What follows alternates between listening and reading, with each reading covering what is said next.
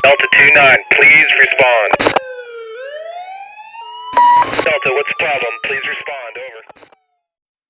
Samantha वॉलफोर्ड एक छोटी YouTuber थी जो इस यूट्यूब इंडस्ट्री में कहीं ना कहीं अपने पैर जमाने की कोशिश कर रही थी। मगर समांथा के लिए सिर्फ उसका यूट्यूब चैनल काफ़ी नहीं था। वो एक एक्ट्रेस बनना चाहती थी और स्पॉटलाइट में आना चाहती थी।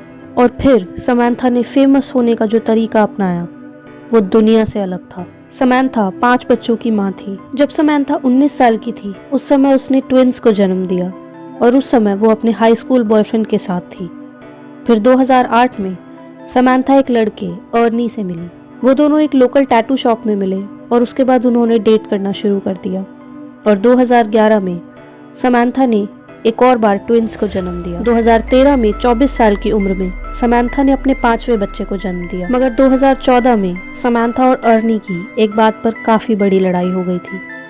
अर्नी वीडियो गेम्स खेलता था और उस समय अर्नी का कैरेक्टर वीडियो गेम के ही एक फीमेल कैरेक्टर के साथ शादी करता है, जिसकी वजह से समांथा गुस्सा हो जाती है और उसको छोड़ने की बात करती है। मगर अर्नी उसको शांत कराने के लिए समांथा के सामने शादी करने का प्रस्ताव रखता है।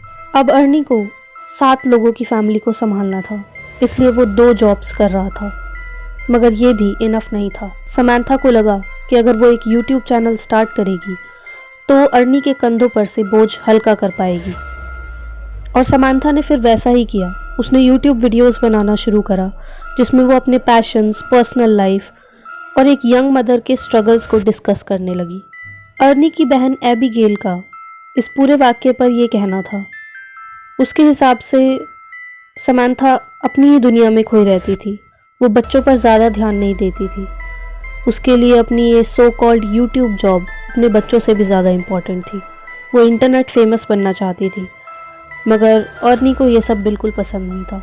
और जैसा कि मैंने आपको पहले भी बताया, समांथा और अर्नी की समय समय पर अर्नी के वीडियो गेम्स खेलने की बात पर अक्सर लड़ाइयाँ होती थी। ये एक ऐसा कपल बन चुका था जिनको एक दूसरे के इंटरेस्ट से चिढ़ थी। समांथा को अर्नी के वीडियो गेम्स खेलने से और अर्नी को समांथा की यूट्यूब वीडियोस बनाने से। और यहीं से ही शुरुआत हुई एक मिस्टीरियस और एक बहुत ही डार्क स्टोरी की। 20 फरवरी 2015 के दिन समांथा की माँ को उनकी बेटी समांथा का कॉल आता है।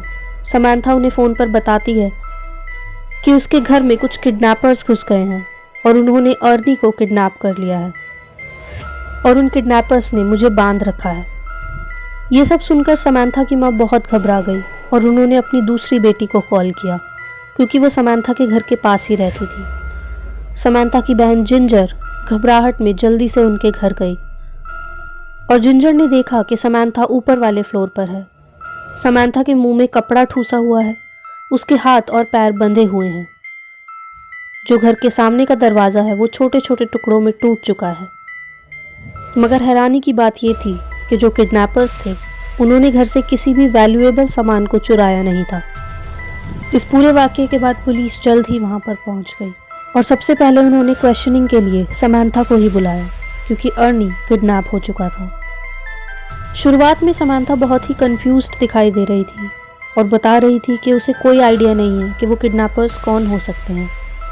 उसने पुलिस को बताया कि वो पूरे वाक़ये से बहुत ज़्यादा हिल चुकी थी क्योंकि वो सोई हुई थी और जो भी हुआ वो एकदम अचानक से हुआ। समांथा ने पुलिस को बताया कि रात लगभग 1 बजे के करीब कुछ लोग हमारे घर में आ गए। जिस वक्त हम सोए हुए थे उन लोगों ने हमारे ब्लैंकेट्स को ज़ोर से हिलाया और हमें उठा दिया। उसके बाद उन लोगों ने अर्नी को पिस्टल के दम पे बेड पे से नीचे गिरा दिया और फिर वो उसे नीचे वाले फ्लोर पर ले गए। कुछ समय बाद वो लोग वापस आए और उन लोगों ने समांथा को हाथ पैर बांध दिए और उसके मुंह में भी कपड़ा ठूस दिया। फिर वो उसे भी नीचे वाले फ्लोर पर ले गए। उसके बाद उन लोगों ने उसके हस्बैंड को मारना पीटना शुरू करा और समांथा वो सब लाचार होकर देखती रही। फिर समांथा ने पुलिस को बताया। फिर उसके बाद वो लोग सामने के दरवाजे से निकल गए। फिर समांथा ने पुलिस को बताया कि वो एक दिन पहले एक फ्रेंड से मिलने हॉस्पिटल में गई थी और जब उसके फ्रेंड ने उसकी लाइफ के बारे में उससे पूछा तो समांथा ने उसे बताया था कि कैसे अर्नी उसे मारता पीटता है और परेशान रखता है। और समांथा के मुताबिक ये बात उस कमरे में मौजूद दूसरे आदमी ने भी सुन ली थी। समांथा ने पुलिस को बताया कि जब वो उस कमरे से निकलने लगी तो उस आदमी ने समंथा को बोला कि मैं इस सब का ध्यान रख लूंगा। जब पुलिस ने इस आदमी के बारे में समंथा से और जानना चाहा तो उसने बताया कि वो सिर्फ इस आदमी को फेसबुक के जरिए जानती है और इस आदमी का नाम है जॉन रेबेल। गाइस, पुलिस को समंथा की कहानी सुनकर पूरा यकीन था कि समंथा बस एक कहानी बना रही है और इसकी पूरी कहानी में कुछ भी सच नहीं है। पूरी इन्वेस्टिगेशन के दौरान समंथा बार बार अपनी स्टेटमेंट्स बदल रही थी।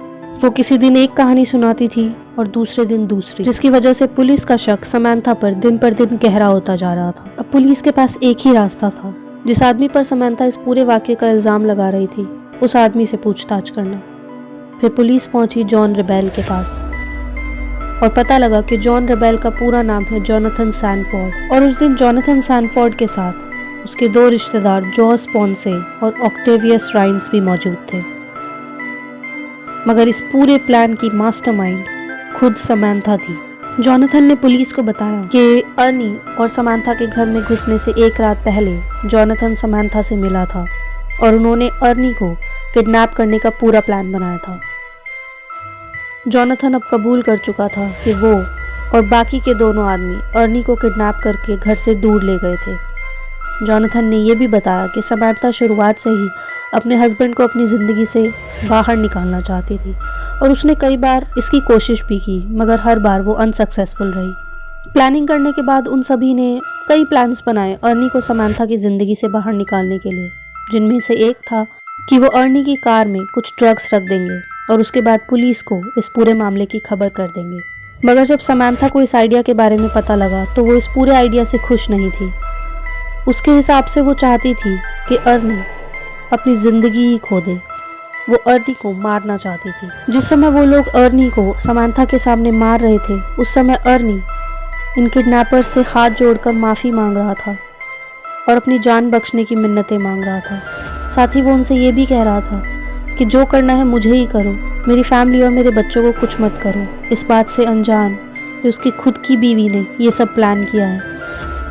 उसके बाद वो लोग अर्नी को समंथा की ही गाड़ी में बिठाकर एक सैंड क्रॉसिंग नाम की जगह पर ले गए। उन्होंने उसके सारे कपड़े उतार दिए और उसके बाद उसे गोली मार दी और जिस इंसान ने उस पर गोली चलाई थी वो था जॉस पोंस। अब इस पूरे मर्डर के पीछे लोगों की 2 तरीके की थॉट प्रोसेस है।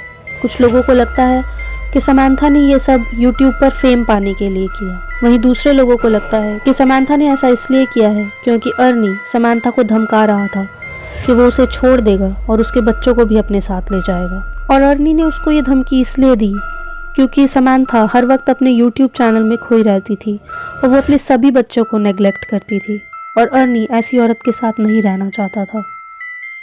जोनाथन का सारा सच कबूल लेने के बाद जोनाथन, समंथा, जोस और ऑक्टेवियस इन सभी को किडनैपिंग और मर्डर के चलते अरेस्ट कर लिया गया और इस वक्त ये सभी लोग जेल में अपनी सज़ा काट रहे हैं। गाइस, क्या एक पिता जो अपने 5 बच्चों की और अपनी बीवी की देखभाल करने के लिए इतनी मेहनत करता था, क्या वो ये सब डिज़र्व करता था?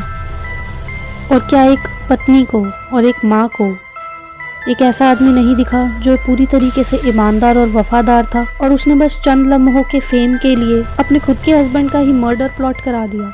आप लोगों की इस पूरे केस के बारे में क्या राय है मुझे कमेंट्स में ज़रूर बताइएगा। वीडियो पसंद आई तो वीडियो को लाइक कर दीजिए। अगर आपको ऐसी ही क्राइम वीडियोस देखना पसंद है तो मेरे चैनल को सब्सक्राइब कर दीजिए। मैं मिलूंगी आपसे अपनी अगली वीडियो में एक नई क्राइम स्टोरी के साथ। Until then, signing off.